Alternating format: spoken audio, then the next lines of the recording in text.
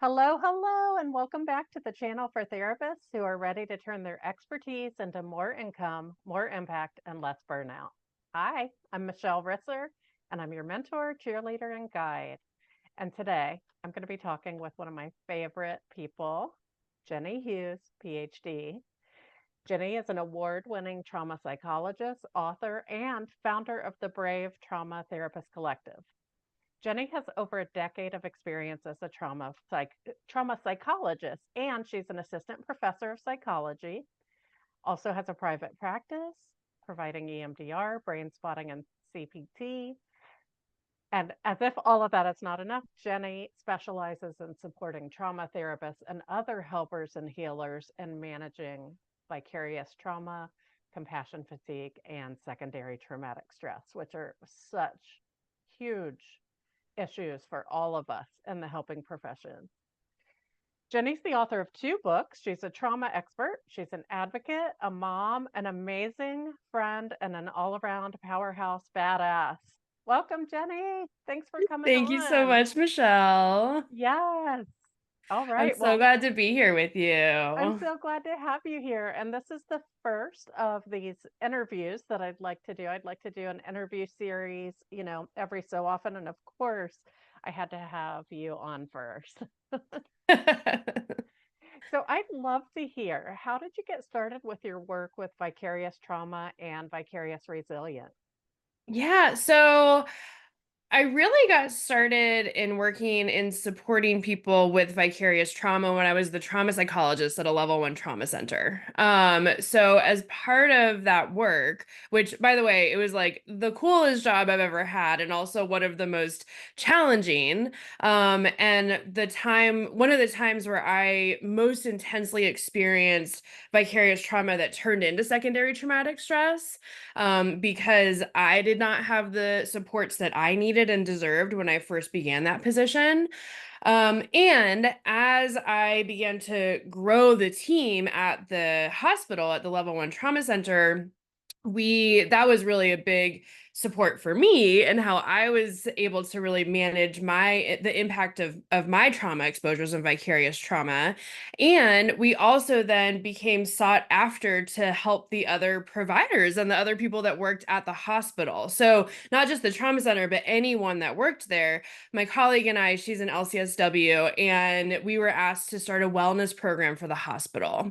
And so that was really where I began more formally teaching about vicarious trauma, and so that everyone there would know what it is, because any helper or healer is going to be at risk of experiencing vicarious trauma. It is just a natural part of our work.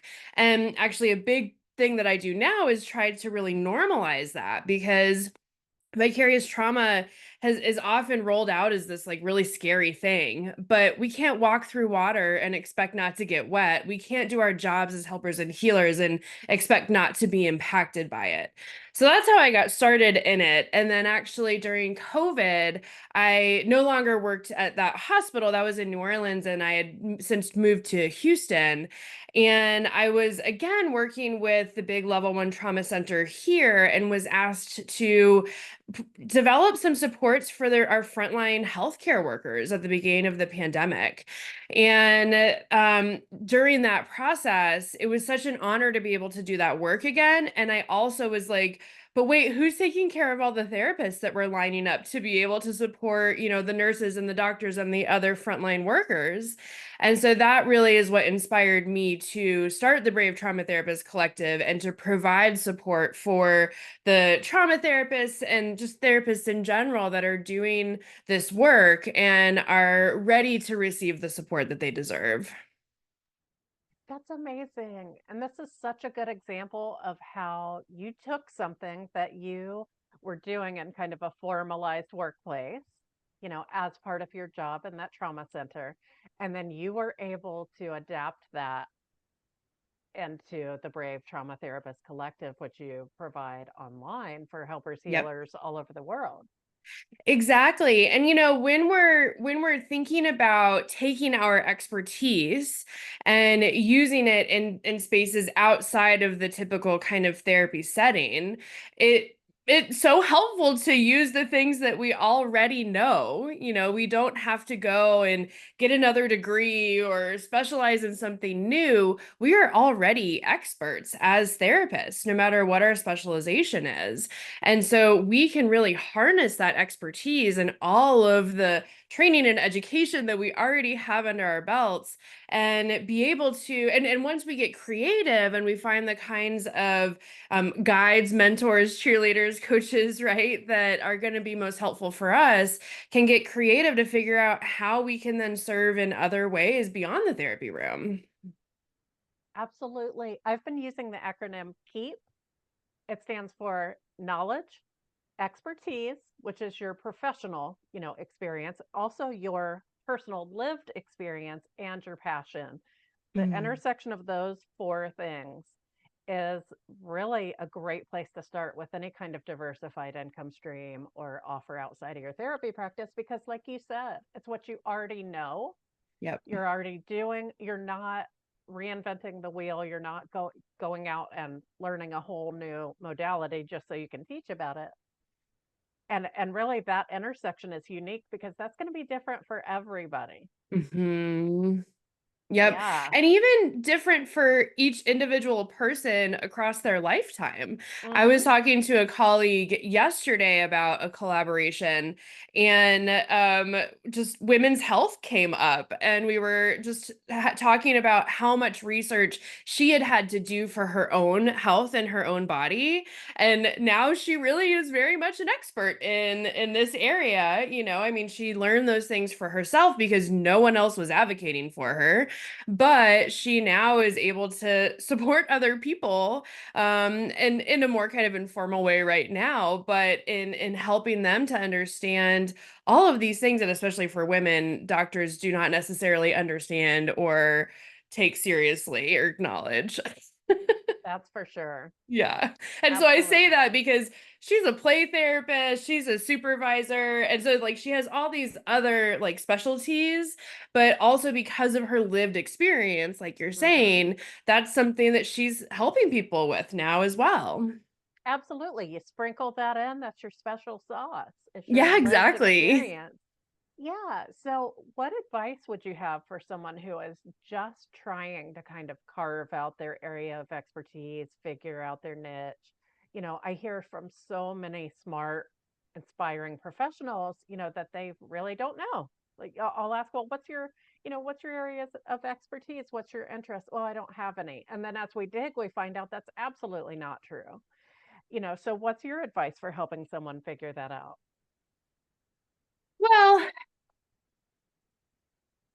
so many things are coming to my mind right now. So one, in terms of finding kind of your area of expertise or the thing that you want to focus on when it comes to alternate income streams, if you are not clear, it can be so helpful to talk it out, whether with someone like you, Michelle, or with other colleagues, because we are our own like worst critic. And so it's so Mhm. easy to say, I'm not an expert, I don't specialize in anything. And then when you talk to someone who knows you or talk to someone who knows how to explore these things, you can start to realize like, oh my goodness, I actually specialize in a lot of things, or like I have this really particular niche that I didn't even realize was a thing. And then from there, I think something that can happen for a lot of people is then they might identify that thing, but actually creating it, actually kind of taking those big, big steps to put yourself out there, can be really hard, and perfectionism can very much get in the way. Mhm. And we want everything to be perfect. We want it to put our best foot forward, of course, but that can be completely paralyzing, and then we do nothing. And so it's like, it's trying to find that balance between it being good enough that you feel very confident, that you feel confident enough. It's not about perfection, but that you feel good putting it out there, but that it doesn't have to be perfect. Absolutely. And it's just a place to start. Jenny and I talk about this all the time. We have a shared program that we do for therapists who are just starting out with their first additional income stream called Bob. And one of the things that we say over and over and over is just pick a place to start. It doesn't Hmm. mean that you will have to stay with this focus area forever and ever, but if you don't get started, it'll never happen. So if you truly have no idea, what that would be, think about what do you like to do? Who are the clients who you really get excited to see pop up on your schedule? Who do you love to support? If you follow your passion, that's another great way to find Hmm. that because if you're creating an income stream, digital product, a course, whatever it is around something that you're not really passionate about, that's going to show and it's going to be boring, to be Yeah. honest. Like, Yep. it's going to be dry and boring. So, Yep. your area of expertise, make sure you include what you love to do. Mhm. And it doesn't necessarily have to be something that you love clinically. So, True. you, for example, Michelle, have created a course about knitting as Mhm. self-care, right? Yeah. And Mhm. and that is sort of an extension of one of your hobbies. Something that I kind of have in mind one day is to maybe do something around making so because I lived in New Orleans, I am obsessed with Mardi Gras and I ride in a Mardi Gras crew and we make handmade throws that Oh, we throw off the floats. And it's quite a process. And I am by no means an expert. There are like true artists who like in these crews that make these things. But I've always thought it would be really fun to make like a little series about like how to glitter things, right? How like a crafting type course about like making Mardi Gras throws. And it's something that I love doing. And so it would be fun to create and fun to share with the world. And like you're saying, that energy really can ring through. And so it can be mhm. either or perhaps both and. Absolutely. And another thing to throw into the mix, though, not to confuse things, but you also have to think about what your audience wants and what's marketable. Like I could see if you did these, maybe not even just the video about the throws, but if you could create an Etsy shop and sell the throws, and I bet Hmm. that would be hugely popular, Yeah. but it would take an incredible amount of time and energy. Right. Like there's a whole world of people out there that just create Mickey Mouse ears for Right. Disney. I know. Like every potential theme or colors or anything you could think of. So this is what that reminds me of. Yep. But with the knitting course, so here's why I bring this up about the you want to think about what your audience wants because ultimately this is a business and we don't have none of us, we're all busy professionals. We don't really have time to do things just because. Yeah. And so the knitting course I did because a good friend, a wonderful colleague, was doing a bundle and was like, I want this to be about things people are passionate about. So I'm passionate about knitting. So I put together a beginner course on getting started with knitting so that that can be a source of self-care and relaxation for people. And I don't think I sold a single one. And I spent a ton of time. So that was like 40 hours that I worked for Hmm. free without really any return because Yeah. it wasn't my target audience.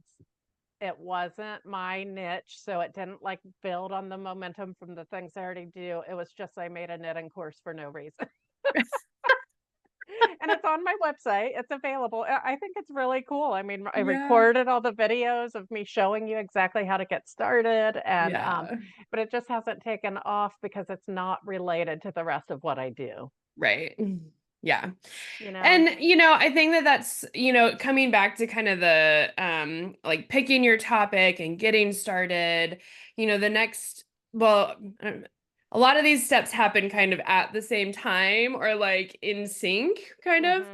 but we do have to think about where do we find people that are going to want our offer and how do we start to build that audience or build that group of people with whom we can share these things.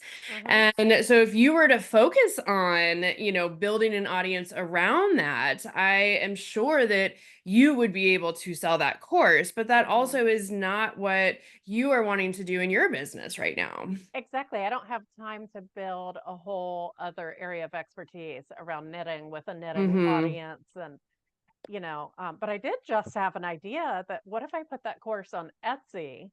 I wonder if it would do better because that's where crafty people are. Anyway, Yeah.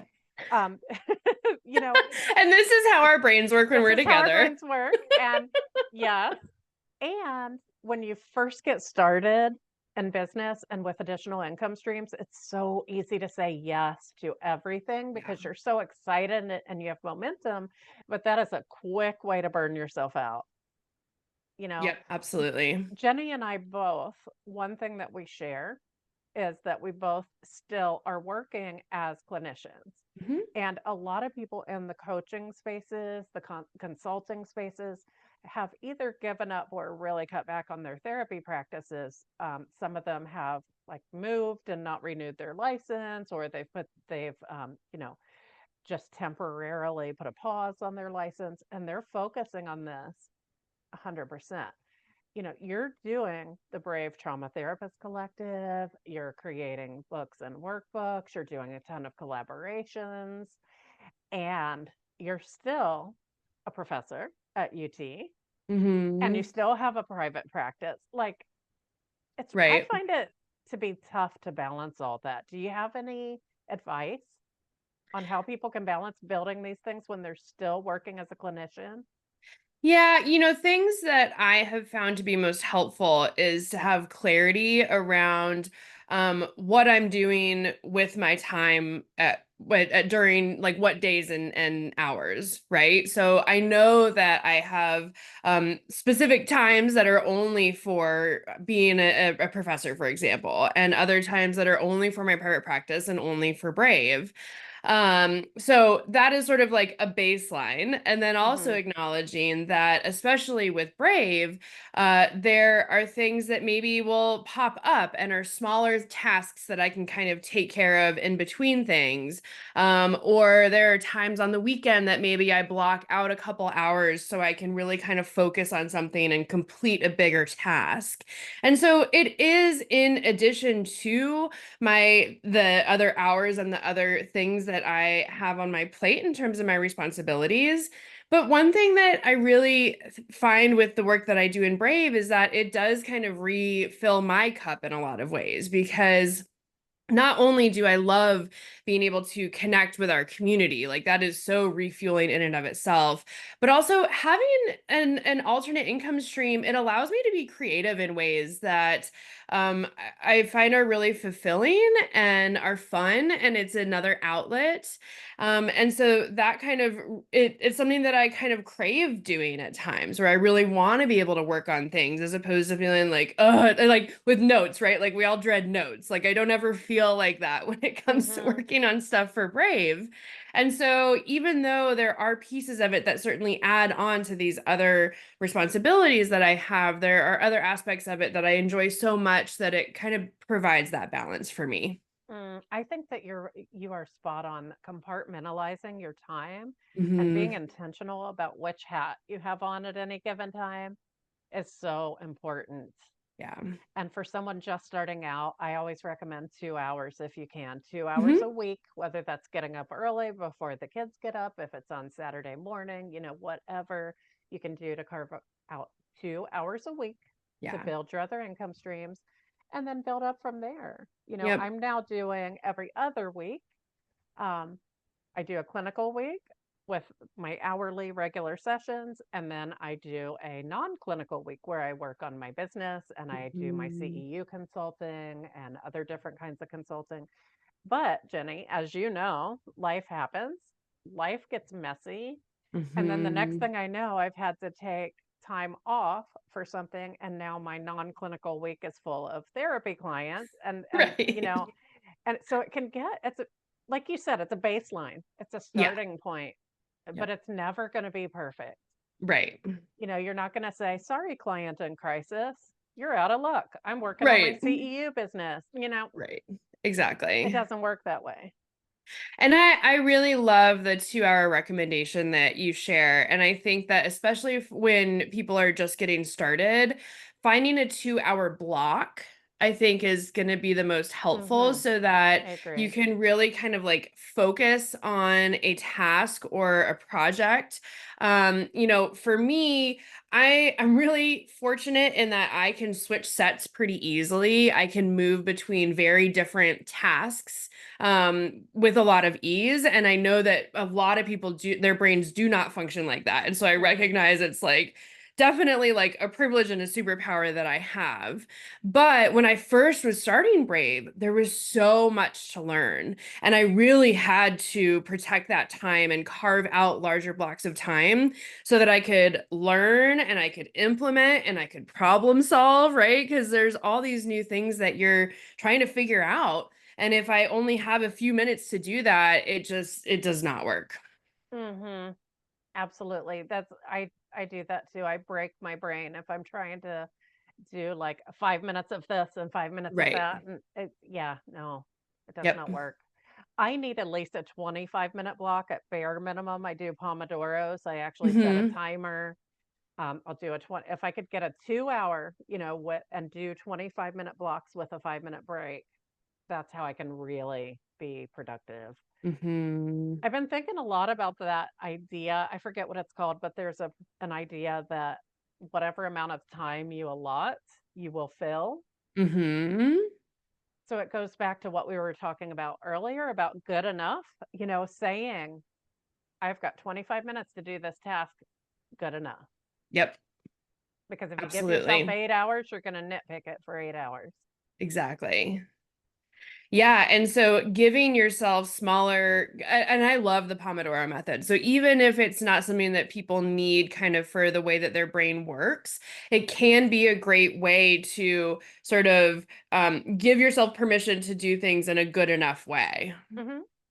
Absolutely. And so for me, I tend to get hyper focused and I lose track of time. For some people, it's the issue is more staying focused, getting motivated. So Mhm. it can work both ways. 25 minutes is long enough to even work on the most boring, mundane task. If you need to Yep. update your bookkeeping, like 25 minutes, great. Right. If I'm working on something really fun, like creating a new program or making graphics, or that's the stuff I love, creating content, I could Mhm. do that full time. I'll look up and 4 hours have gone by.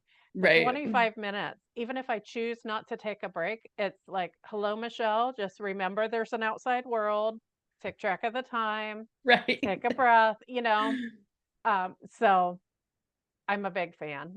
Yeah. Yeah. And there's lots of fun timers out there you can put on your computer or, Yeah. stuff like that. So, um, what's coming up next for you? What are you working on? What are you excited about?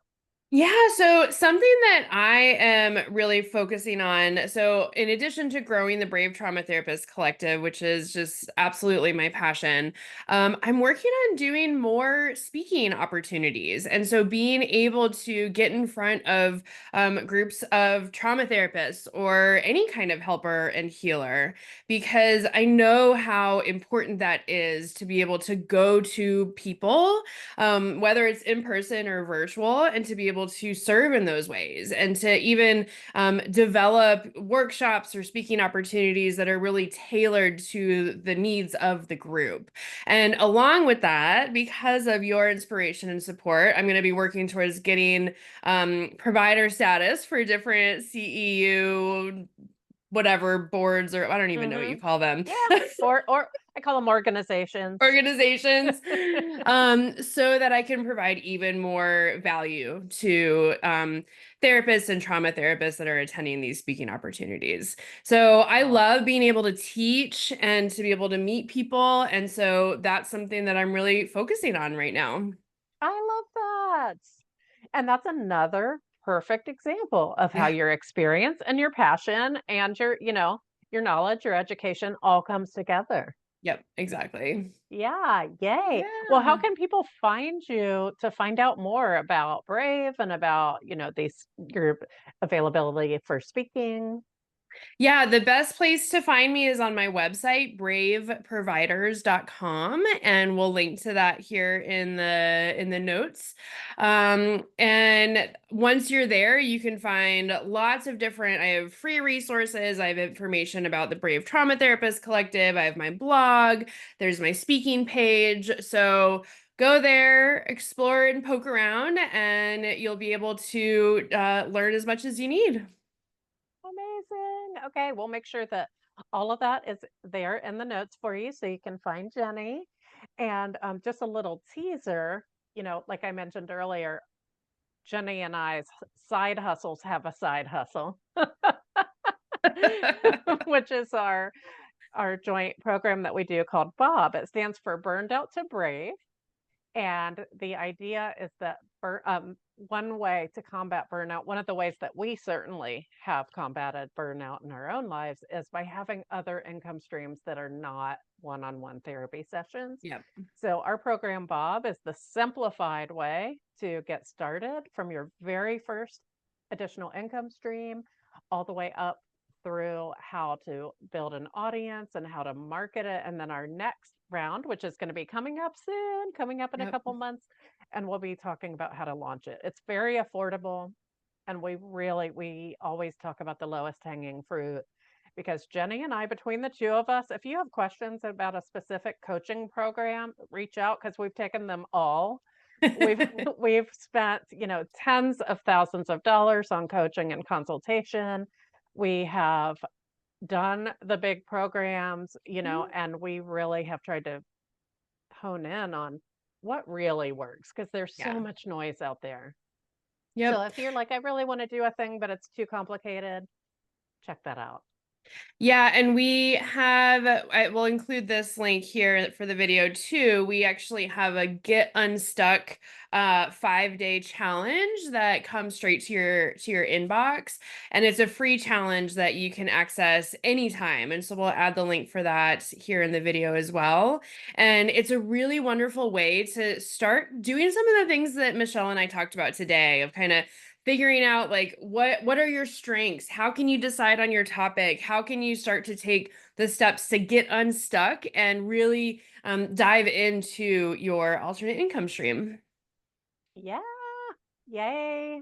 Okay. Well, anything else, Jenny? Anything else that we haven't covered that you'd like to share? I just want to encourage everyone listening, everyone watching to take that leap. If you're feeling called to serve in another way, then listen to your gut, follow it. It's calling you for a reason. And when you listen to it, it can give you a lot of permission to let go of that perfectionism, to know that you are good enough and that the work you're putting out there is amazing. I love that. And one of the things I've had to learn is to hear that call, you've got to get quiet and still. Yep. I can't hear it when I'm running around like a chicken with my head cut Mhm. off, which is my Right. state of being a lot of the time. Um, yeah, you got to get quiet. You got to sit with yourself. You have to reflect. And, what is that thing that keeps nagging at you that you're like, Yeah. what if, that's the Yep. thing. So, Exactly. yeah. And if you need help with vicarious trauma, again, if you need a speaker, if you are looking for a wonderful, supportive community, really, I think Brave is an excellent idea for any trauma therapist, out there. And Jenny didn't mention it's only $9 a month, $9 a month for live trainings, group meetings, incredible resources. So check out Brave. Yeah, thanks for sharing that and for adding that information in there. Absolutely. I know we threw a lot at you, but welcome to my world with Jenny. This is, like she said, this is how our brains work. We're both kind of wired the same, which is probably why we found each other and became friends and colleagues. But yeah, we've always got a lot going on. But it's a lot more fun that way. I could not do the 40-hour doing one thing all week. I Yeah. would, yeah, that would not be good. All right, everybody. Well, thank you so much for tuning in. Please like, subscribe, and follow. And if you know any therapists who would enjoy this video, please share it with them. And I'll see you next time. Bye.